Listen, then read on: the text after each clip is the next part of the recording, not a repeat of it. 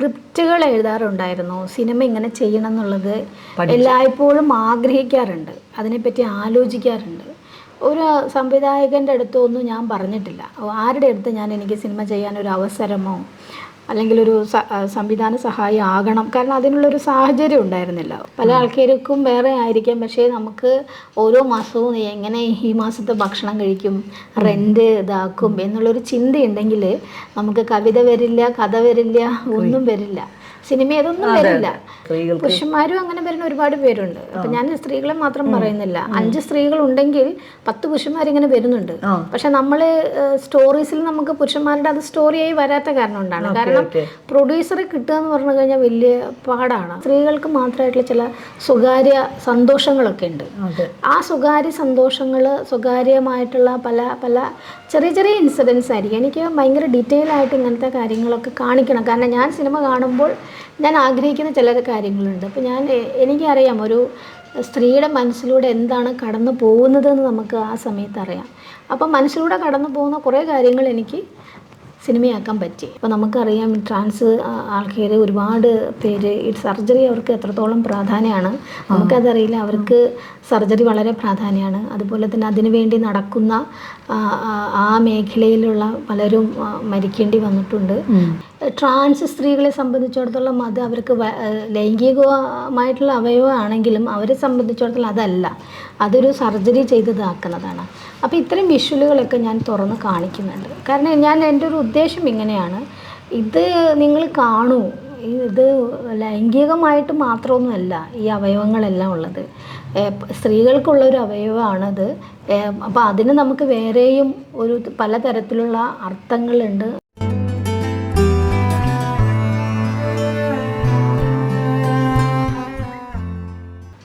ഇന്ന് എന്നോടൊപ്പം ഉള്ളത് എൻ്റെ ഒരു പ്രിയപ്പെട്ട കൂട്ടുകാരിയാണ് ശോഭന പടിഞ്ഞാറ്റിൽ. തിരുവനന്തപുരം പബ്ലിക് ലൈബ്രറിയിലെ സ്റ്റേറ്റ് സെൻട്രൽ ലൈബ്രറിയിലെ സ്റ്റേറ്റ് ലൈബ്രറിയനാണ് ശോഭന. ഇന്ന് ശോഭനയോട് ഞാൻ സംസാരിക്കുന്നത് ലൈബ്രറിയെക്കുറിച്ചോ പുസ്തകങ്ങളെക്കുറിച്ചോ ഒന്നുമല്ല, ശോഭനയുടെ സിനിമയെക്കുറിച്ചാണ്. ഗേൾ ഫ്രണ്ട്സ് എന്ന പേരുള്ള ഒരു സിനിമ IFFKയുടെ മലയാളം ടുഡേ വിഭാഗത്തിലേക്ക് ഈ വർഷം ആ സിനിമ സെലക്ട് ചെയ്യപ്പെട്ടു എന്നുള്ളത് വളരെ സന്തോഷത്തോടു കൂടിയും അഭിമാനത്തോടു കൂടിയുമാണ് ഞങ്ങളൊക്കെ സ്വീകരിച്ചത്. ആ സിനിമയെക്കുറിച്ച്, അതിൻ്റെ പിന്നിലെ കഥകളെക്കുറിച്ച് ശോഭനയോട് നമുക്ക് സംസാരിക്കാം. ശോഭന, വളരെ സന്തോഷമുണ്ട്, അഭിനന്ദനങ്ങൾ. സാധാരണ സ്ത്രീകൾ എത്താൻ വളരെ പ്രയാസമുള്ള ഒരു മേഖലയാണ് നമ്മുടെ സിനിമാ മേഖല. അവിടെ നമുക്കറിയാം ഒരുപാട് ചർച്ചകളിലൂടെയും ഒരുപാട് പ്രശ്നങ്ങളിലും കൂടെയൊക്കെ കടന്നു പോവുകയും ഹേമ കമ്മിറ്റി റിപ്പോർട്ടിൻ്റെയൊക്കെ സാഹചര്യത്തിൽ സ്ത്രീകളുടെ ഈ രംഗത്തുള്ള സാന്നിധ്യത്തെക്കുറിച്ച് കേരളം മുഴുവൻ ലോകമഹാസകലം തന്നെ ചർച്ചകൾ നടക്കുന്ന ഈ കാലഘട്ടത്തിൽ ധൈര്യത്തോടു കൂടി ഒരു സിനിമയുമായി വരികയും അത് ഞാൻ കാണുകയുണ്ടായി. ഞാൻ സത്യം പറഞ്ഞാൽ ശോഭന ഒന്നും വിചാരിക്കരുത്, ഞാൻ ഇത്ര ഒന്നും പ്രതീക്ഷിച്ചില്ല. എൻ്റെ കൂടെ വന്ന് ഞങ്ങളൊക്കെ തന്നെ പറഞ്ഞു ശോഭന അത് വളരെ സക്സസ്ഫുള്ളായി അങ്ങനെ ഒരു സിനിമ എടുക്കുകയും സ്ത്രീകൾക്ക് ഈ മേഖലയിൽ വളരെ തുറന്ന് സംസാരിക്കുന്ന ഒരു സിനിമ നമ്മൾക്ക് മുന്നിൽ അവതരിപ്പിക്കാമെന്ന് തെളിയിക്കുകയും ചെയ്തു. അപ്പോൾ അതിനുള്ള അഭിനന്ദനങ്ങളൊക്കെ അറിയിക്കുന്നു. എന്നാലും ആ സിനിമയ്ക്ക് പിന്നിലെ കഥകളെക്കുറിച്ച്, എങ്ങനെയാണ് ആ സിനിമയിലേക്ക് എത്തിച്ചേർന്നതെന്നതിനെക്കുറിച്ച് എന്നതിനെക്കുറിച്ചൊക്കെ ഒന്ന് നമ്മളോട് പറഞ്ഞാൽ വളരെ സന്തോഷമായിരിക്കും. സിനിമ ചെയ്യണമെന്നുള്ളൊരാഗ്രഹം എനിക്കുണ്ടായിട്ട് ഒത്തിരി വർഷങ്ങളായി. കാരണം പഠിക്കുന്ന കാലത്ത് തന്നെ ഞാനൊരു ഡിസിഷൻ എടുത്തു, സിനിമയാണ് ഇനി ചെയ്യേണ്ടത് എന്നുള്ളത്. അപ്പോൾ നേരത്തെ സൂചിപ്പിച്ചതുപോലെ ഞാൻ എന്താണെന്ന് വെച്ച് കഴിഞ്ഞാൽ സ്ത്രീകൾ കടന്നു വരാൻ മടിക്കുന്ന, പ്രത്യേകിച്ച് നമ്മൾ പിന്നണിയിലാണ്. കാരണം അവിടത്തെ കാര്യങ്ങളെ പറ്റി ഇൻഡസ്ട്രിയിൽ അല്ലെങ്കിൽ വേറെ തരത്തിലുള്ള ബന്ധങ്ങളൊന്നും ഇല്ലാത്തത് കാരണം കൊണ്ട് തന്നെ അത് ചെയ്യാൻ പറ്റുമെന്ന് എനിക്ക് ഒട്ടും, ഞാൻ സ്വപ്നം ഉണ്ടായിരുന്നു, പക്ഷെ അത് നിറവേറ്റാൻ പറ്റുന്ന ഞാൻ അങ്ങനെ കരുതിയില്ല. ശോഭന സിനിമ പഠിച്ചിട്ടുണ്ടോ? ഇല്ല. ആരുടെയെങ്കിലും കീഴിൽ പോയി സിനിമ ഡയറക്ഷൻ അതൊന്നും ചെയ്തിട്ടില്ല? അസോസിയേറ്റും അസിസ്റ്റന്റ് ഡയറക്ടറും ഒന്നും ആയിട്ടില്ല. ഫ്രഷ് ആയിട്ടൊരു സിനിമ എടുക്കുക, അതെ, അതൊരു വലിയ, ശരിക്കും പറഞ്ഞാൽ ഒരു അത്ഭുതം തന്നെയാണ്. പക്ഷെ ഞാൻ എന്താണെന്ന് വെച്ച് കഴിഞ്ഞാൽ സ്ക്രിപ്റ്റുകൾ എഴുതാറുണ്ടായിരുന്നു. സിനിമ ഇങ്ങനെ ചെയ്യണം എന്നുള്ളത് എല്ലായ്പ്പോഴും ആഗ്രഹിക്കാറുണ്ട്, അതിനെപ്പറ്റി ആലോചിക്കാറുണ്ട്. ഒരു സംവിധായകൻ്റെ അടുത്തൊന്നും ഞാൻ പറഞ്ഞിട്ടില്ല. ആരുടെ അടുത്ത് എനിക്ക് സിനിമ ചെയ്യാനൊരു അവസരമോ അല്ലെങ്കിൽ ഒരു സംവിധാന സഹായം ആകണം, കാരണം അതിനുള്ളൊരു സാഹചര്യം ഉണ്ടായിരുന്നില്ല. ഒന്നാമത് ഞാനൊക്കെ ഒരു ഏറ്റവും താഴ്ന്ന നിലയിലുള്ള ഒരു കുടുംബത്തിൽ നിന്നാണ് വരണത്. സാമ്പത്തിക സ്ഥിതി ഇല്ല. ഞാനൊരു 25 ഇയർ 25 വയസ്സിൽ തൊട്ട് ഞാൻ ഒറ്റയ്ക്കാണ് എൻ്റെ കാര്യങ്ങൾ നോക്കണത്. അപ്പോൾ അങ്ങനെ ഞാൻ ലൈബ്രറി സയൻസിൽ PhD ചെയ്യാനായിട്ട് മദ്രാസിൽ പോയിരുന്നു. അപ്പോൾ ആ സമയത്ത് എനിക്ക് സിനിമ ചെയ്യണം. ഞാൻ അന്ന് അടയാർ ഫിലിം ഇൻസ്റ്റിറ്റ്യൂട്ടിൽ ഒരു ദിവസം പോയി ഞാനിങ്ങനെ പറഞ്ഞു എനിക്ക് സിനിമ ചെയ്യണമെന്നുണ്ട്. അങ്ങനെ എനിക്ക് ഓർമ്മ വരണതാണ്, ഒന്നും നടന്നില്ല. അപ്പോഴെല്ലാം ഭയങ്കര ആഗ്രഹം ഉണ്ടായിരുന്നു. പക്ഷേ എനിക്ക് അന്ന് റിസർച്ച് ചെയ്യുമ്പോൾ ഞാൻ ഒരു ദളിതാണ്, നമുക്ക് UGC കിട്ടി. പക്ഷേ അവിടെ മദ്രാസിൽ ഒരു തരത്തിലുള്ള ഫിനാൻഷ്യൽ സപ്പോർട്ടും ഇല്ല. അപ്പോൾ ഈ ഓരോ മാസവും എനിക്ക് ഫീസ് അടയ്ക്കാൻ പോലും പൈസ ഇല്ലാത്ത ഒരു സ്ഥിതിയിലായിരുന്നു. അപ്പോൾ എൻ്റെ ഒരു ആ ദിവസങ്ങളിലൊരു കൺസേൺ എന്ന് പറഞ്ഞു കഴിഞ്ഞാൽ എങ്ങനെ നമ്മൾ ഫീസ് അടയ്ക്കുന്നുള്ളതാണ്. അതിനു മുമ്പ് ഞാൻ ഭയങ്കര അപ്പോൾ തന്നെ ഞാൻ വളരെ എനിക്ക് ഒരുപാട് PhDക്ക് ഫീസ് അടയ്ക്കണം, നമുക്ക് കിട്ടുമല്ലോ ഹോസ്റ്റൽ ഫീസ് അടയ്ക്കണം. ഹോസ്റ്റൽ ഫീസ് ഞാൻ പറഞ്ഞില്ലേ എനിക്കൊരു സപ്പോർട്ട് സിസ്റ്റം ഉണ്ടായിരുന്നില്ല. അപ്പോൾ ഞാൻ ഇവിടെ നിന്ന് പൈസ ഇല്ല എനിക്ക്. അപ്പോൾ ഏതെങ്കിലും സുഹൃത്തുക്കളൊക്കെ അയച്ചു തരുന്ന പൈസ കൊണ്ടാണ് എനിക്ക് വളരെ ക്ലോസ് ആയിട്ടുള്ള ഫ്രണ്ട്സ് ഉണ്ടായിരുന്നു. പക്ഷേ ഓരോ മാസവും അങ്ങനെയാണ്. അപ്പോൾ എനിക്ക് എൻ്റേതായിട്ടുള്ള രീതിയിലുള്ള ചിന്ത, വായന, എഴുത്ത്, ഇത്തരം കാര്യങ്ങൾക്കൊന്നും അത് നമ്മൾ ഫിനാൻഷ്യലി നമ്മൾ ബ്ലോക്ക് ആകുമ്പോൾ ഈ കാര്യങ്ങളൊന്നും നടക്കില്ല എന്നുള്ളത് എനിക്ക് മനസ്സിലായി. അതുവരെ ഞാൻ അങ്ങനെ അറിയില്ലായിരുന്നു. നമുക്ക് വളരെയധികം സ്ട്രഗിൾ ചെയ്തുകൊണ്ട്. പക്ഷേ വളരെ എന്നെപ്പോലുള്ള ഒരു അണ്ടർ പ്രിവിലേജഡ് ആയിട്ടുള്ള ആൾക്കാർക്ക് എനിക്ക് അന്ന് ഞാൻ തീരുമാനിച്ചത് വെച്ചെങ്കിൽ സ്വന്തമായി ഇൻഡിപെൻഡൻ്റ് ആയിട്ട് നിൽക്കുക, ഫിനാൻഷ്യലി ഇൻഡിപെൻഡൻ്റ് നേടിക്കഴിഞ്ഞാൽ. കാരണം എനിക്ക് അല്ലെങ്കിൽ ചിന്തിക്കാൻ പറ്റത്തില്ല. പല ആൾക്കാർക്കും വേറെ ആയിരിക്കാം. പക്ഷേ നമുക്ക് ഓരോ മാസവും എങ്ങനെ ഈ മാസത്തെ ഭക്ഷണം കഴിക്കും, റെൻറ്റ് ഇതാക്കും എന്നുള്ളൊരു ചിന്തയുണ്ടെങ്കിൽ നമുക്ക് കവിത വരില്ല, കഥ വരില്ല, ഒന്നും വരില്ല, സിനിമ അതൊന്നും വരില്ല. അപ്പോൾ അതുകൊണ്ട് തന്നെ ഞാൻ അങ്ങനത്തെ രീതിയിൽ ഞാൻ ജോലിക്ക് നോക്കി. ആ ജോലി നോക്കി പിന്നെ തിരുവനന്തപുരം പബ്ലിക് ലൈബ്രറിയിലാണ്. ജോലിയിൽ ഒരുപാട് സംഘർഷങ്ങൾ നമുക്ക് വിചാരിക്കുന്നത്. കാരണം ജോലി എന്ന് പറഞ്ഞാൽ എനിക്ക് ജീവിക്കണമെങ്കിൽ ജോലി ആവശ്യമാണ്. അപ്പോൾ ഇത് രണ്ടും കൂടെ കൊണ്ടുപോകാനായിട്ട് വളരെ ബുദ്ധിമുട്ടുണ്ടായിരുന്നു. പക്ഷേ എൻ്റെ ഒരു ആഗ്രഹങ്ങളുടെ പുറത്ത് ഞാനിങ്ങനെ സ്ക്രിപ്റ്റ് എഴുതാനുള്ള സമയമെടുക്കൽ, ലീവ് എടുത്ത് സ്ക്രിപ്റ്റ് എഴുതി ആരെങ്കിലും കാണിക്കണമെന്ന് ആഗ്രഹിക്കലൊക്കെ ഉണ്ടായിരുന്നു. പക്ഷേ ഒരു സ്ക്രിപ്റ്റും പൂർണ്ണമായിട്ട് എഴുതിയിട്ടില്ല. പക്ഷേ ഞാൻ അവസാനം ഞാൻ വിചാരിച്ചു എന്തായാലും ഒന്ന് നോക്കാം. ഒരു 10 മിനിറ്റ് ഷോർട്ട് മൂവി ആയിട്ടാണ് ഇത് തുടങ്ങിയത്. 10 മിനിറ്റ് ഷോർട്ട് മൂവി ചെയ്യുമ്പോൾ ഞാൻ വിചാരിച്ചത് എന്താണെന്ന് വെച്ച് കഴിഞ്ഞാൽ എങ്ങനെ ചെയ്യും എന്നുള്ളതിനെ പറ്റിയിട്ട് എനിക്ക് വലിയ ധാരണയൊന്നുമില്ല. സ്ക്രിപ്റ്റ് എഴുതി നമുക്ക് പരിചയമുള്ള സോഷ്യൽ മീഡിയയിൽ തന്നെയുള്ള കുറച്ച് സുഹൃത്തുക്കളെ അഭിനയിക്കാൻ വിളിച്ചു. ഷൂട്ട് തുടങ്ങി കഴിഞ്ഞപ്പോൾ എനിക്ക് കാരണം സ്ക്രിപ്റ്റൊക്കെ അവിടെ വെച്ചിട്ട് തന്നെ ഞാൻ എഴുതാൻ തുടങ്ങി. എഴുതി സ്ക്രിപ്റ്റൊക്കെ മാറി. ഇപ്പോൾ എനിക്ക് അങ്ങനത്തെ രീതിയിൽ എനിക്ക് ഒരു കോൺഫിഡൻസ് ഉണ്ടായി. കാരണം ഡയലോഗുകളൊക്കെ ഞാൻ കുറച്ചും കൂടെ സ്ക്രിപ്റ്റിനും ഈ ആക്ടേഴ്സൊക്കെ അവരുടെയും കൂടെ ഒരു കോൺട്രിബ്യൂഷനൊക്കെ ഉണ്ടായിരുന്നു ഓരോ തീം വരുമ്പോൾ. പിന്നെ ഇന്നിപ്പോൾ ഞാൻ എഴുതിയ സ്ക്രിപ്റ്റ് കൊടുത്തിട്ട് നാളെ ഷൂട്ട് ചെയ്യുമ്പോൾ ഞാൻ ആ സ്ക്രിപ്റ്റ് ആകെ മാറ്റുമായിരുന്നു. അപ്പോൾ അത് എനിക്ക് തോന്നി ഇതല്ല വേണ്ടത്, ഇങ്ങനെയാണ് അങ്ങനെ കുറച്ചും കൂടെ നമ്മൾ സംസാരിക്കുന്ന രീതിയിലാണ്. പക്ഷെ ഇത് ഷൂട്ട് ചെയ്ത് കഴിഞ്ഞപ്പോൾ 10 മിനിറ്റിൽ നിന്ന് പിന്നെ എങ്ങനെയാണ് ഇതിലേക്ക്? അല്ല 10 മിനിറ്റ് ഷൂട്ട് ചെയ്തു. അപ്പോൾ നമുക്കൊരു ഐഡിയ ഉണ്ടായിരുന്നില്ല. 10 മിനിറ്റിൻ്റെ ഷോർട്ട് മൂവിയാണ് പ്ലാൻ ചെയ്തെങ്കിലും ഷൂട്ട് ചെയ്ത് കഴിഞ്ഞപ്പോൾ 45 മിനിറ്റ് ഉണ്ടായി ആദ്യം. അപ്പോൾ ആ 45 മിനിറ്റിലെ ഒരു സ്റ്റോറി അതേപോലെ ഡയലോഗൊക്കെ കണ്ടപ്പോൾ എനിക്ക് തോന്നി, എനിക്ക് തന്നെ ഒരു കോൺഫിഡൻസ് തോന്നിയെന്ന് മാത്രമല്ല ഇത് നമ്മളൊരു വലിയൊരു ഓഡിയൻസിന് കാണിക്കാനും പറ്റും. എനിക്ക് അങ്ങനത്തെ രീതിയിൽ തോന്നി. അപ്പം ഞാൻ വിചാരിച്ചു ഒരു കാര്യം ഞാൻ ഇടയ്ക്ക് ചോദിച്ചോട്ടെ, അപ്പം ഇതിൻ്റെ സാമ്പത്തികം എങ്ങനെയായി? അല്ല അതാ ഞാൻ പറഞ്ഞത്, എനിക്ക് സാമ്പത്തികമായപ്പോൾ ഞാൻ എൻ്റെ PF നിന്ന് പൈസ എടുത്ത് തന്നെയാണ് ചെയ്യണത്. കാരണം അത് സ്വന്തം പൈസ അപ്പോഴാണ്. അല്ല സിനിമ എനിക്ക് ചെയ്യാൻ പറ്റിയത് ഞാൻ സ്വന്തമായിട്ട് പൈസ ഇൻവെസ്റ്റ് ചെയ്യാമെന്നുള്ളൊരു തീരുമാനം എടുത്തപ്പോഴാണ് സിനിമ ഉണ്ടായത്. അതുവരെ ഉണ്ടായിരുന്നില്ല. പക്ഷെ അങ്ങനെ നോക്കുമ്പോൾ ശരിക്കും മലയാളത്തിൽ സ്ത്രീകൾക്ക് ഇപ്പം എനിക്ക് തോന്നുന്നു വിധു വിൻസെൻറ്റും അങ്ങനെ തന്നെയാണ് ചെയ്തതെന്ന് തോന്നുന്നു അല്ലേ? മാൻഹോളിനെ കുറിച്ച് കേട്ടിട്ടുണ്ട്. അപ്പോൾ അങ്ങനെ ശരിക്കും സ്ത്രീകൾക്ക് ഒരു സിനിമയിലേക്ക് വരണമെങ്കിൽ നമ്മൾ പൈസയും കൂടെ വേണമെന്നുള്ള അവസ്ഥയാന്ന് തോന്നുന്നു സ്ത്രീകൾക്ക്. പുരുഷന്മാരും അങ്ങനെ വരുന്ന ഒരുപാട് പേരുണ്ട്. അപ്പം ഞാൻ സ്ത്രീകളെ മാത്രം പറയുന്നില്ല. 5 സ്ത്രീകൾ ഉണ്ടെങ്കിൽ 10 പുരുഷന്മാരിങ്ങനെ വരുന്നുണ്ട്. പക്ഷെ നമ്മൾ സ്റ്റോറീസിൽ നമുക്ക് പുരുഷന്മാരുടെ അത് സ്റ്റോറിയായി വരാത്ത കാരണം കൊണ്ടാണ്. കാരണം പ്രൊഡ്യൂസറെ കിട്ടുക എന്ന് പറഞ്ഞു കഴിഞ്ഞാൽ വലിയ പാടാണ് അത്. പക്ഷേ ഈ സ്ത്രീകൾ വരണമെന്നുള്ളത് വലിയ കാര്യമാണ്. കാരണം ഈ പ്രാവശ്യത്തെ ഫിലിം ഫെസ്റ്റിവലിൽ ഉള്ള 2-3 പേരും അവരുടെ സ്വന്തം പൈസ എടുത്തിട്ടാണ് 4 സിനിമ വന്നിട്ടുണ്ട്. 4 സിനിമ വന്നിട്ടുണ്ട്. ഒന്ന് KSFDCയുടെ പ്രൊഡക്ഷനാണ്, മറ്റത് 3 പേരും സ്വന്തം പൈസ എടുത്തിട്ടാണ്. അപ്പം നമുക്ക് അത്രയും ആഗ്രഹം ഉണ്ടാകുമ്പോൾ മാത്രമാണ് നമ്മൾ പൈസ മുടക്കുള്ളൂ. അപ്പം അത് വലിയൊരു കാര്യമാണ്. ഞാൻ പക്ഷേ കാരണം കുറച്ചും കൂടെ യങ് ആണ് ഇപ്പോഴത്തെ പിള്ളേര്. ഇപ്പം പിന്നെ കുറച്ചും കൂടി ഈസിയാണ് സിനിമ എടുക്കുക എന്ന് പറഞ്ഞു കഴിഞ്ഞാൽ. അപ്പം ഞാൻ സിനിമ ചെയ്യണം എന്ന് ആഗ്രഹിച്ച കാലത്ത് ഈ ഒട്ടും ഈസി അല്ലായിരുന്നു നമുക്ക്. കാരണം ഇപ്പം ഡിജിറ്റൽ സിനിമ വന്നല്ലോ. പണ്ട് അടയാറി പോയ കാലത്ത് ഞാൻ പോയില്ല. ചെന്നൈയിലുണ്ടായിരുന്ന കാലത്ത്, ചെന്നൈയിലുണ്ടായിരുന്നപ്പോഴും അല്ല എപ്പോഴും ഒക്കെ നമുക്ക് ഇപ്പം ഡിജിറ്റൽ സിനിമ വന്നപ്പോഴാണ് എല്ലാവർക്കും സിനിമ എടുക്കാനുള്ള കുറച്ചും കൂടെ കോസ്റ്റ് ഒക്കെ കുറഞ്ഞ് സാഹചര്യം ഉണ്ടായി. അതെ. അപ്പൊ ഈ 10 മിനിറ്റിൽ നിന്ന് 45 മിനിറ്റിലെത്തി. അതെങ്ങനെയാണ് ഈ ഗേൾ ഫ്രണ്ട് എന്നുള്ള സിനിമയിലേക്ക് എത്തിയത്? ഗേൾ ഫ്രണ്ട് എന്ന് പറഞ്ഞു കഴിഞ്ഞാൽ എന്താണ് ഉദ്ദേശിക്കുന്നത് ഗേൾ ഫ്രണ്ട്? ഗേൾ ഫ്രണ്ട് എന്ന് പറഞ്ഞു കഴിഞ്ഞാൽ ഇപ്പോൾ ഞാൻ പറഞ്ഞില്ലേ, ഞാൻ മദ്രാസിലായിരുന്നപ്പോൾ എനിക്ക് സപ്പോർട്ട് ഉണ്ടായിരുന്നത് എൻ്റെ കുറേ ഫ്രണ്ട്സായിരുന്നു. അപ്പോൾ ഒരു സ്ത്രീ സൗഹൃദങ്ങൾ എനിക്ക് ഭയങ്കരമായിട്ട് ഇത് ചെയ്തിട്ടുണ്ട്, എമാൻസിപ്പേറ്റ് ചെയ്തിട്ടുണ്ട്, ഇമോട്ട് ചെയ്തിട്ടുണ്ട്. പലപ്പോഴും വളരെ ഒരു സേഫായിട്ടുള്ള രീതിയിൽ വളരെ ഊഷ്മളമായിട്ടുള്ള കുറേ ബന്ധങ്ങൾ എനിക്കുണ്ടായിട്ടുണ്ട്.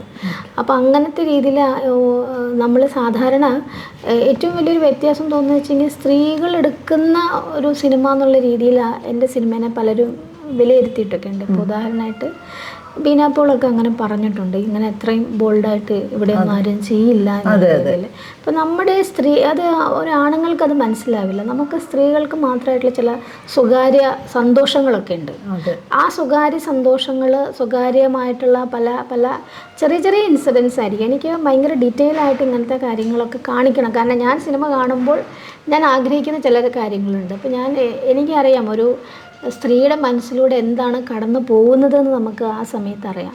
അപ്പം മനസ്സിലൂടെ കടന്നു പോകുന്ന കുറേ കാര്യങ്ങൾ എനിക്ക് സിനിമയാക്കാൻ പറ്റി. അപ്പോൾ ഞാൻ ആദ്യം ഒരു ഷോർട്ട് മൂവിയിൽ എന്ന് വെച്ച് കഴിഞ്ഞാൽ ഗ്രൂപ്പായിട്ടുള്ള ഇത് കാരണം സിനിമ എന്ന് പറഞ്ഞു കഴിഞ്ഞാൽ ഇപ്പോൾ നമ്മൾ ട്രൂ സിനിമയായിട്ട് എടുക്കുകയാണെങ്കിൽ നമ്മുടെ മനസ്സിലുള്ളത് പോലെയാണ്. ഒരു കവിതയോ കഥയോ എഴുതുമ്പോൾ നമ്മളെ റിഫ്ലക്റ്റ് ചെയ്യുന്നത് പോലെ അത് തന്നെ ഒരു സാധ്യത എനിക്ക് ഉണ്ടാക്കിയത് എന്തുകൊണ്ടാണെന്ന് വെച്ച് കഴിഞ്ഞാൽ എൻ്റെ സ്വന്തം പ്രൊഡക്ഷനായ കാരണം കൊണ്ടാണ്. ഇപ്പോൾ ഞാൻ വേറെ വല്ല പ്രൊഡ്യൂസറൊക്കെ ആണെങ്കിൽ അവരെ എനിക്ക് കൺവിൻസ് ചെയ്യിക്കാൻ പറ്റില്ല, അല്ലെങ്കിൽ ഞാൻ ഈ കഥ ഒരിക്കലും കൊടുക്കില്ല. ഇതിപ്പോൾ എൻ്റേതായ രീതിയിൽ കഥയെല്ലാം ഓരോ ഡെവലപ്പ് ചെയ്യുമ്പോൾ നമ്മളൊരു കവിത എഴുതുമ്പോൾ നമുക്കൊരു വരി ഇഷ്ടപ്പെട്ടില്ലെങ്കിൽ നമ്മളത് ഡിലീറ്റ് ചെയ്ത് വേറെ വരി ഇട്ടുള്ളൂ. അതുപോലെ എനിക്ക് പ്രോസസ്സിന് കുറച്ച് സമയം കിട്ടി. അപ്പോൾ ഈ സീനല്ല വേണ്ടത്, മറ്റേതാണ് വേണ്ടത്. അപ്പോൾ അങ്ങനത്തെ രീതിയിൽ എനിക്ക് എന്നെ തന്നെ റിഫ്ലക്റ്റ് ചെയ്യാനായിട്ട് പറ്റും. ശോഭന, ഇത് ശരിക്കും പറഞ്ഞാൽ ഈ ഗേൾ ഫ്രണ്ട് എന്നുള്ള സിനിമ കാണുമ്പം അതിനകത്ത് ഒരുപാട് ജീവിതങ്ങൾ കാണാൻ പറ്റി. ശരിക്കും പറഞ്ഞാൽ നമുക്ക് ചുറ്റുമൊക്കെ ഉള്ള നമുക്ക് പരിചിതമാണ്, പക്ഷെ അത് സിനിമയിൽ പരിചിതമല്ലാത്ത, സിനിമയും ജീവിതവും തമ്മിൽ എപ്പോഴും മാറി നിൽക്കുന്ന ഒരു കാഴ്ചയുണ്ട്. പക്ഷേ ഈ സിനിമയിലുള്ളതെന്ന് വെച്ചാൽ ഇവരെയൊക്കെ നമുക്കറിയാം, ഇവരെവിടെയൊക്കെ ഉണ്ട്. പക്ഷേ എന്നാൽ സിനിമ എന്നുള്ള മാധ്യമത്തിൽ കൂടി അവരെ ആദ്യമായിട്ട് കാണുകയാണ്. ഇതിലൊരു പ്രധാനപ്പെട്ട 5 ക്യാരക്ടേഴ്സിന് നമുക്ക് പറയാൻ പറ്റും, ജാനകി, റോസയൊക്കെ ഉൾപ്പെടെ. അപ്പം ഇവരെയൊക്കെ എവിടെ നിന്നാണ് ശോഭന കൊണ്ടുവന്നത്? ശോഭനയുടെ ചുറ്റുമുള്ള ആൾക്കാരാണോ അതോ സങ്കല്പത്തിലെ ക്യാരക്ടേഴ്സ് ഉണ്ടോ? ആ കഥയൊക്കെ ഒന്ന് പറയാമോ? ഈ സിനിമ വളരെ കണ്ടംപററി ആയിട്ടുള്ളൊരു തീമാണ്. ശരിക്കും ഇത് ഡിസ്കസ് ചെയ്യുന്നത് നമ്മുടെ കാലത്ത് ഇന്നത്തെ പെൺകുട്ടികൾ ചിന്തിക്കുന്നത്. കാരണം അവരുടെ ഇപ്പോൾ നമ്മൾ തമാശയായിട്ട് പറയും, ഈ സിൻഡ്രല്ല ഒരു പ്രിൻസിനല്ല വേണ്ടത്, ഒരു നൈറ്റ് ഔട്ടാണ് വേണ്ടതെന്ന് പറയും, വേണമെങ്കിൽ നമുക്ക് അങ്ങനെ പറയാം. അപ്പോൾ അതാണ് പെൺകുട്ടികളുടെ ഇടയിലുള്ളൊരു ഇമോഷനുണ്ട്, അവരുടെ ഒരു ത്വരയുണ്ട്. അപ്പോൾ ഇതൊരു ഫൺ സിനിമ, സർക്കാസ്റ്റിക് ആയിട്ടാണ് ഞാൻ എടുത്തത്. അപ്പോൾ ഞാൻ അതിൽ 2 സ്പേസുകൾ ഞാൻ ഉദ്ദേശിച്ചിരുന്നു. ഒന്നെന്ന് പറഞ്ഞു കഴിഞ്ഞാൽ ഒരു റിലേഷൻഷിപ്പ് കൗൺസിലിംഗ് സെൻറ്ററും, മറ്റേതെന്ന് വെച്ച് കഴിഞ്ഞാൽ കാമുകന്മാർക്ക് മാത്രം വന്നിരിക്കാവുന്ന റെസ്റ്റോറൻറ്റ്. ഇത് രണ്ടും ഇമാജിനേഷനാണ്, അല്ലാണ്ട് ഇത് റിയലായിട്ട് ഇവിടെ എക്സിസ്റ്റ് ചെയ്യുന്ന ഒരു കാര്യമല്ല. പക്ഷേ ഞാനതൊരു അങ്ങനത്തെ രീതിയിലാക്കി. അപ്പോൾ അതിന് വേണ്ടിയിട്ട് ഞാൻ അന്ന് ക്ലബ് ഹൗസിൽ കേൾക്കുമ്പോൾ റോസ എന്ന് പറഞ്ഞിട്ടുള്ളൊരു ട്രാൻസ് വുമൺ ക്ലബ് ഹൗസ് അവർക്ക് ഭയങ്കരമായിട്ടുള്ളൊരു ഫ്രീഡം കൊടുക്കുന്നുണ്ട്. അപ്പോൾ അതിൽ ഓരോരുത്തരുടെ പ്രശ്നങ്ങൾക്കൊക്കെ മറുപടി കൊടുക്കണ ഒരു പരിപാടി പോലെ ഉണ്ടായിരുന്നു. അപ്പോൾ ഞാൻ വിചാരിച്ചു റോസേനെ ഒരു കൗൺസിലിംഗ് സെൻറ്റർ ആക്കാം. അതായത് പ്രണയ, നൈരാശ്യം, പ്രണയം പുഷ്പിക്കുന്നതിനെ പറ്റിയിട്ട് ഒരു ഒഫീഷ്യലി അവളൊരു കൗൺസിലിംഗ് സെൻറ്റർ നടത്തുന്നൊരു സ്ഥലം. അതുപോലെ തന്നെ ഇതേപോലൊരു എൻജിനീയറിങ് കോളേജ് ഡ്രോപ്പ് ഔട്ട്. അത് ഇവർക്ക് നമ്മൾ സിനിമയിൽ ഇവരെ നമ്മൾ കാണുവാണെങ്കിലും ഇവർക്ക് സോഷ്യൽ ബാക്ക്ഗ്രൗണ്ട് ഉണ്ട്. റോസേനെ നമുക്കറിയാം, ഒരു ട്രാൻസാണ്, ദളിതാണ്. അതുപോലെ നെൽസൺ എന്ന് പറഞ്ഞിട്ട് ഒരു തീരദേശത്തുള്ള ഒരാൾ, അയാളൊരു ഇതേപോലെ അയാളൊരു കുറച്ച് റിച്ചാണ് അയാൾ. പക്ഷേ ഒരു റെസ്റ്റോറൻറ്റ് തുടങ്ങി പ്രേമിക്കുന്നവർക്ക് വേണ്ടി മാത്രം തുടങ്ങി. അപ്പോൾ ഇതിൽ രണ്ടിലും ആയിട്ടാണ് ഞാൻ കഥ പ്ലാൻ ചെയ്യുന്നത്. അങ്ങനത്തെ സ്പേസ് വരുമ്പോൾ തന്നെ നമ്മൾ അവരുടെ ഡിസ്കഷൻസും എല്ലാം ശരിക്കും വലിയ രീതിയിൽ മാറും. അപ്പോൾ റോസ എന്ന് പറഞ്ഞു കഴിഞ്ഞാൽ റോസ അങ്ങനത്തെ രീതിയിലാക്കുകയും ചെയ്തു. മാത്രമല്ല റോസയുടെ ട്രാൻസ് വിഷയം നമ്മുടെ സൊസൈറ്റിയിൽ വന്നപ്പോൾ തന്നെ നമ്മൾ ലൈംഗികതയെ പറ്റിയിട്ടുള്ള നമ്മുടെ പല തെറ്റിദ്ധാരണകൾ സമൂഹത്തിലുള്ളത് നമ്മൾ മാറി. നമ്മൾ ഇതുവരെ വിചാരിച്ചിരുന്നതൊക്കെ ഇതൊരു എന്താ പറയുക, ഒരു പെർവേർഷനായിരുന്നു കണക്കാക്കിയത്. ഇന്നത്തെ കാലത്തെ കുട്ടികൾ അത് അങ്ങനെയല്ല എന്നുള്ളതും അവരെ ചേർത്ത് പിടിക്കുന്നൊരു സൊസൈറ്റിയാണ് ഇപ്പോഴത്തെ ഏറ്റവും പുതിയ കുട്ടികൾ ആലോചിച്ചു കൊണ്ടിരിക്കുന്നത്, യാതൊരു തരത്തിലുള്ള വേർതിരിവില്ലാതെ. അപ്പോൾ എനിക്ക് സത്യം പറഞ്ഞാൽ ഈ സ്ക്രിപ്റ്റ് ഡെവലപ്പ് ചെയ്യുന്നതിനടക്കം റോസയുടെ ഒരു ജീവിതമുണ്ട്. റോസ സർജറിക്ക് വേണ്ടി ആഗ്രഹിച്ചിരുന്നു. അപ്പോൾ നമുക്കറിയാം ട്രാൻസ് ആൾക്കാർ ഒരുപാട് പേര് ഈ സർജറി അവർക്ക് എത്രത്തോളം പ്രാധാന്യമാണ് നമുക്കതറിയില്ല. അവർക്ക് സർജറി വളരെ പ്രാധാന്യമാണ്. അതുപോലെ തന്നെ അതിനു വേണ്ടി നടക്കുന്ന ആ മേഖലയിലുള്ള പലരും മരിക്കേണ്ടി വന്നിട്ടുണ്ട്. അതുപോലെ സാമ്പത്തികമായിട്ടൊക്കെ അവർക്ക് സൊസൈറ്റിയിൽ അനുഭവിക്കുന്ന കാര്യങ്ങൾ, അങ്ങനത്തെ ഒരു വിഷയത്തിലേക്ക് എനിക്ക് കൊണ്ടുവരാനായിട്ട് റോസെ പോലുള്ള പിന്നെ പല ക്യാരക്ടേഴ്സും എനിക്ക് പരിചയവും കഥ പലപ്പോഴും അവരുടെ ജീവിതവുമായിട്ടാണ് കൊണ്ടുവന്നിരിക്കുന്നത്. അല്ല, പേരുകൾ പോലും മാറ്റിയിട്ടില്ലല്ലോ അല്ലേ ശോഭന? അവരുടെ പേരുകളിൽ തന്നെയാണ് അവരെ അഭിനയിപ്പിച്ചിരിക്കുന്നത്. അത് എന്തുകൊണ്ടാണെന്ന് വെച്ച് കഴിഞ്ഞാൽ എനിക്ക് ആലോചിച്ച് ഓരോരുത്തർക്കും പേര് കൊടുക്കാൻ വലിയ പാടാണ്. അപ്പോൾ ഞാൻ ബെസ്റ്റ് ഓപ്ഷൻ അവരുടെ പേരെടുക്കുക, അതിനെപ്പറ്റി ആലോചിക്കണം. പക്ഷെ ഞാൻ അവരോട് ചോദിക്കും, നിങ്ങൾക്ക് കുഴപ്പമുണ്ടോ, ഉണ്ടെങ്കിൽ ഞാൻ മാറ്റാം. അപ്പം അങ്ങനെ പറഞ്ഞപ്പോൾ 1-2 ആൾക്കാർക്ക് മാത്രം അവരുടെ പേര് ഉപയോഗിക്കുന്നത് ഇഷ്ടമല്ല. അപ്പോൾ അവർക്ക് പേര്, കാരണം ഞാൻ ആ പാർട്ട് ഒഴിവാക്കാന്ന് വെച്ചിട്ടാണ്. ബാക്കി അവർക്ക് യാതൊരാൾക്കും പ്രശ്നമില്ലാത്തപ്പോൾ അവരുടെ പേര് തന്നെ ഞാൻ എടുത്തു. ഓക്കെ, അതൊരു പുതുമയുണ്ടായിരുന്നു. ശരിക്കും വിമത ലൈംഗികത എന്ന് പറയുന്നതിനെ കുറിച്ചുള്ളൊരു ചിന്ത ഈ സിനിമ വളരെ ആത്മാർത്ഥമായിട്ട് വെക്കുന്നുണ്ട്. നമ്മളിപ്പോൾ അത് കണ്ടിട്ടുണ്ടെങ്കിലും പല സിനിമകളിൽ ഇപ്പോൾ വരുന്നുണ്ടെങ്കിലും ഇതിനകത്തുള്ളൊരു ആത്മാർത്ഥത അല്ലെങ്കിൽ ഇതിനകത്തുള്ളൊരു അപ്രോച്ച് അതൊരു നല്ല പുതുമയുണ്ട്. അപ്പോൾ അതെങ്ങനെയാണ് അതിലേക്ക് എത്തിയത്? നമുക്ക് എന്താണെന്ന് വെച്ച് കഴിഞ്ഞാൽ ലൈംഗികതനെ പല തരത്തിൽ കാണിക്കാം. ഇപ്പോൾ നമ്മൾ ഒരു സ്ത്രീയുടെ ബ്രസ്റ്റ്, വജൈന ഇതെല്ലാം നമുക്കറിയാം ലൈംഗികമായിട്ടുള്ള അവയവങ്ങളാണെന്നുള്ളത്. പക്ഷേ ഇത് ബ്രസ്റ്റ് നമ്മൾ കൊച്ചിന് പാല് കൊടുക്കുമ്പോൾ ഇതൊരു ലൈംഗിക അവയവമല്ല. അതുപോലെ വജൈനയും ട്രാൻസ് സ്ത്രീകളെ സംബന്ധിച്ചിടത്തോളം അത് അവർക്ക് ലൈംഗികമായിട്ടുള്ള അവയവമാണെങ്കിലും അവരെ സംബന്ധിച്ചിടത്തോളം അതല്ല, അതൊരു സർജറി ചെയ്തതാക്കുന്നതാണ്. അപ്പോൾ ഇത്തരം വിഷ്വലുകളൊക്കെ ഞാൻ തുറന്ന് കാണിക്കുന്നുണ്ട്. കാരണം എൻ്റെ ഒരു ഉദ്ദേശം ഇങ്ങനെയാണ്, ഇത് നിങ്ങൾ കാണൂ, ഇത് ലൈംഗികമായിട്ട് മാത്രമൊന്നുമല്ല ഈ അവയവങ്ങളെല്ലാം ഉള്ളത്, സ്ത്രീകൾക്കുള്ളൊരു അവയവമാണത്. അപ്പോൾ അതിന് നമുക്ക് വേറെയും ഒരു പലതരത്തിലുള്ള അർത്ഥങ്ങളുണ്ട്. അത് എപ്പോഴും ഒരു സ്ത്രീയുടെ ന്യൂഡ് കാണുക അല്ലെങ്കിൽ അവളുടെ വജൈന കാണുമ്പോഴൊക്കെ തെറി പറയുന്ന കുറേ ആൾക്കാരുണ്ടല്ലോ. അപ്പോൾ അവരിലൊക്കെ ഞാൻ വളരെ എനിക്ക് എൻ്റെ ഉള്ളിലുള്ള എൻ്റെ ഒരു സ്ത്രീകളെ സംബന്ധിച്ചിടത്തോളം ഫെമിനിസ്റ്റെ പറ്റിയിട്ടുള്ള എൻ്റെ ഒരു ധാരണയായിരിക്കാം അങ്ങനെ പെട്ടെന്ന് എടുക്കാനായിട്ടുള്ള രീതിയിൽ. പക്ഷേ ഞാനത് കുറച്ചൊരു ഫണ്ണായിട്ടുള്ള രീതിയിൽ തന്നെ കാരണം സ്ത്രീകൾക്കും ഈ ലൈംഗികമായിട്ടുള്ള തെറി പറയണതോ തമാശ പറയണതൊന്നും നമ്മുടെ സൊസൈറ്റിയിലില്ല. അത് സാധ്യമാണ്. അപ്പോൾ അങ്ങനത്തെ രീതിയിൽ ഇതുവരെ ചിലപ്പോൾ ഇന്ത്യൻ സിനിമയിൽ തന്നെ ഉണ്ടാവില്ലായിരിക്കും അങ്ങനത്തെ ചില പുതിയ സ്ത്രീകൾക്ക് മാത്രമായിട്ടുള്ള ഒരു സിനിമയിലും കാണിക്കാത്ത തരത്തിലുള്ള അർത്ഥത്തോട് കൂടിയിട്ടുള്ള വിഷ്വലുകൾ ഞാൻ കൊണ്ടുവന്നിട്ടുണ്ട്. ഇതിൽ വജൈന കാണിക്കുന്നുണ്ട്, പക്ഷേ vagina is not for sex എന്നുള്ളൊരു ഇതിലാണ്. ഇതിനകത്ത് ശരിക്കും ഈ ഞാൻ പറഞ്ഞ അപ്രോച്ചിനകത്ത് ഒരു ഇൻക്ലൂസീവ്നെസ്സിൻ്റെ ഒരു സാന്നിധ്യം ശരിക്കും പറഞ്ഞു കഴിഞ്ഞാൽ സിനിമ എന്നുള്ളൊരു മായാലോകത്ത് വളരെ അപൂർവമായ ഒരു കാഴ്ചയായിരുന്നു അത്. അത് എങ്ങനെയാണ് ആ ഇൻക്ലൂസീവ്നെസ് ശോഭനയുടെ കൺസെപ്റ്റിൽ അത് എങ്ങനെയാണ്? സിനിമയുടെ മായാലോകം എനിക്കറിയില്ല. ഞാൻ സാധാരണ അല്ല, മായാലോകം നമ്മൾ കാണുന്ന ഞാൻ പറയുന്നത് എന്നെ അത് ബാധിച്ചിട്ടില്ല. ഇപ്പൊ കാണുന്ന ഒരു മലയാള സിനിമയിലും എന്നെ ബാധിച്ചിട്ടില്ല. അല്ലെങ്കിൽ ഞാൻ കുറേ ലോക ക്ലാസിക് സിനിമകളൊക്കെ ഞാൻ കണ്ടിട്ടുണ്ട്. അപ്പോൾ അതിൽ നമ്മുടെ ഒരു 3 ആക്ട് അങ്ങനെയുള്ള രീതിയിലൊന്നുമല്ല. മനുഷ്യൻ്റെ മനസ്സും വളരെ ഇൻഡിപെൻഡൻ്റ് ആയിട്ടുള്ള സ്ത്രീകളാണ് എൻ്റെ സിനിമയിലുള്ളത്.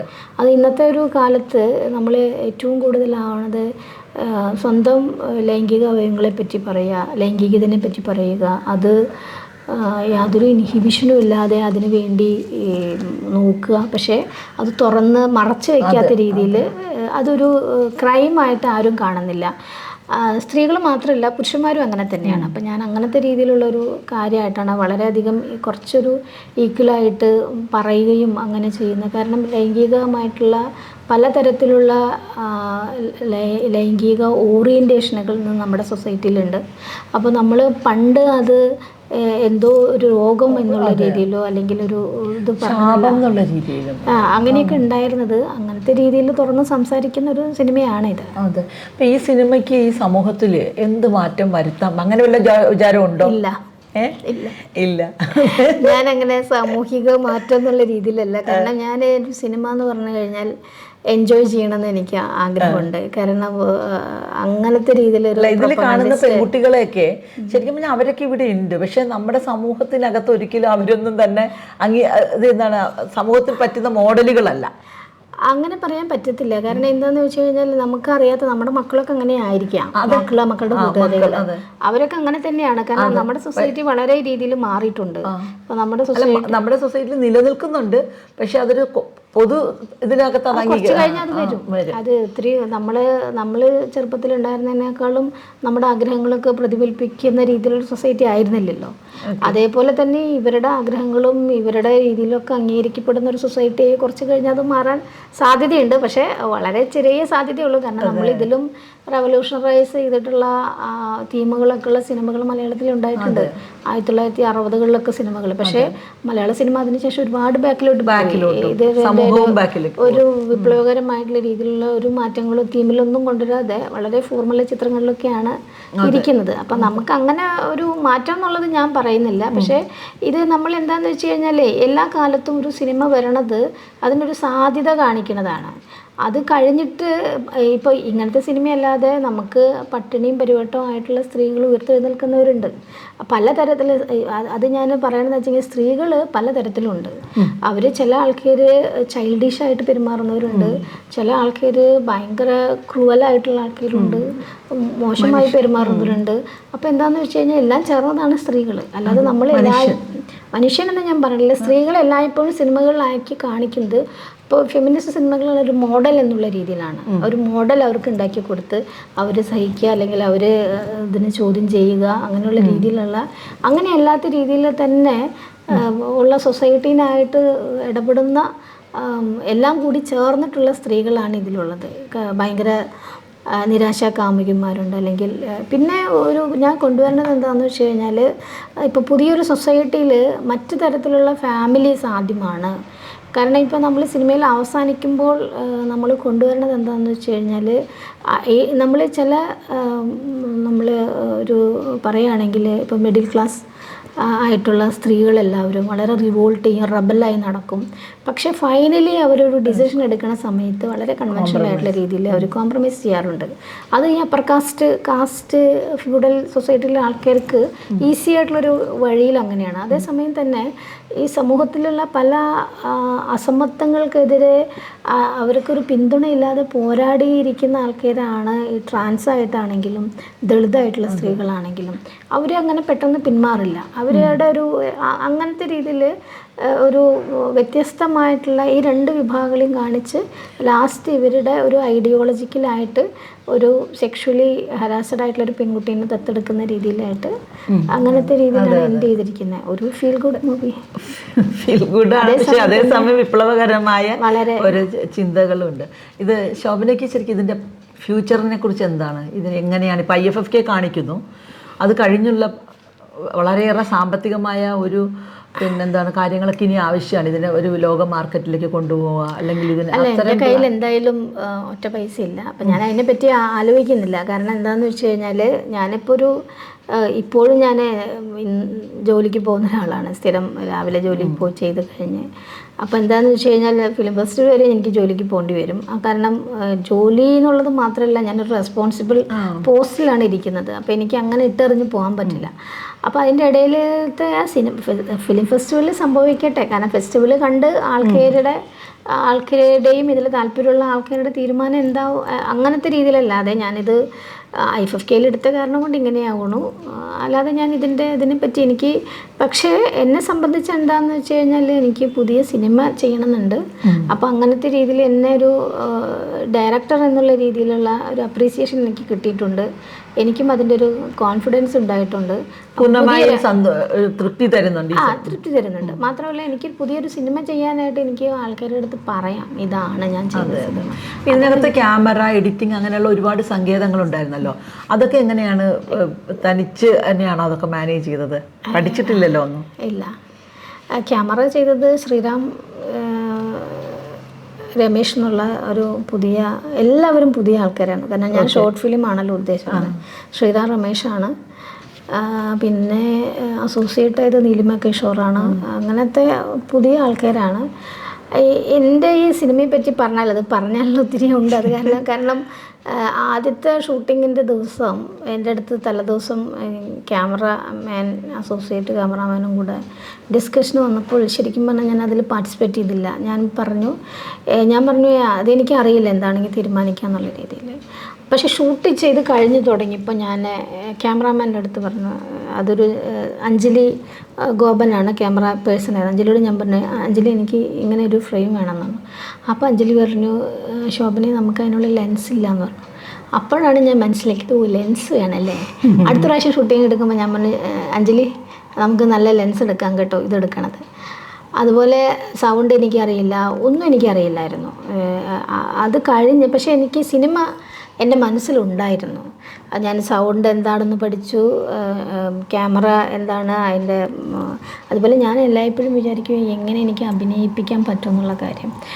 അതെനിക്ക് വളരെ സംശയമുള്ളൊരു കാര്യമാണ്. ഞാനതിങ്ങനെ ആലോചിക്കാറുണ്ട്.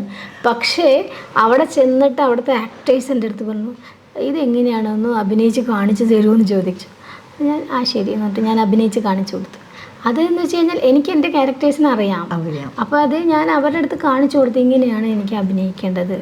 അതെനിക്ക് അറിയണ കാരണം കൊണ്ട് ഞാൻ പോലും പ്രതീക്ഷിച്ചില്ല, ഞാനത് അഭിനയിച്ചു. അപ്പോൾ അവർ പറഞ്ഞു നന്നായി അഭിനയിക്കുന്നുണ്ടെന്ന് പറഞ്ഞു.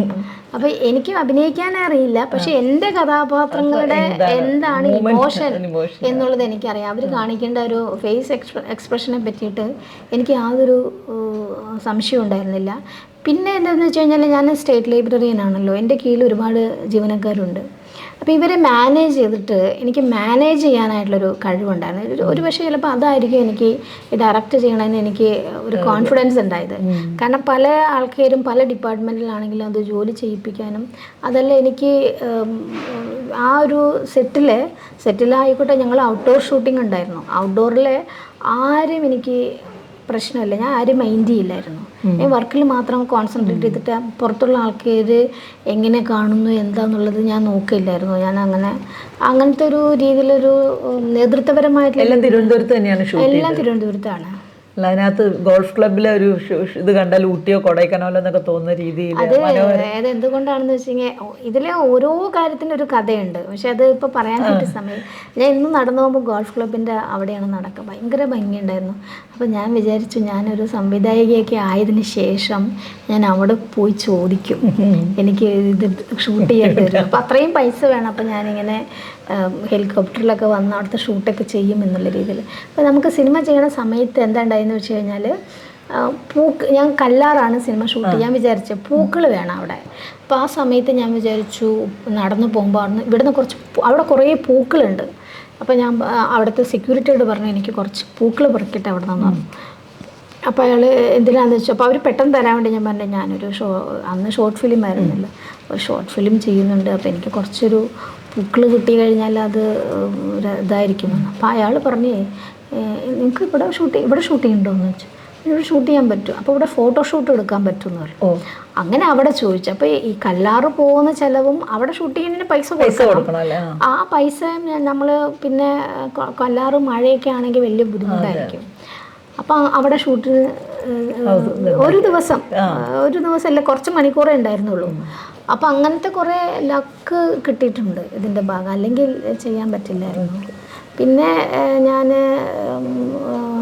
ലൈബ്രറിയൻ എന്നുള്ള രീതിയിൽ തന്നെ വളരെ റിച്ച് ആയിട്ടുള്ള കുറേ ഫ്രെയിമുകൾ ഞാൻ ഗൂഗിളിൽ നിന്ന് സെർച്ച് ചെയ്യും. എൻ്റെ സ്റ്റോറി സ്ക്രിപ്റ്റിൻ്റെ കൂടെ ഞാൻ ചിത്രങ്ങൾ കൊടുക്കും.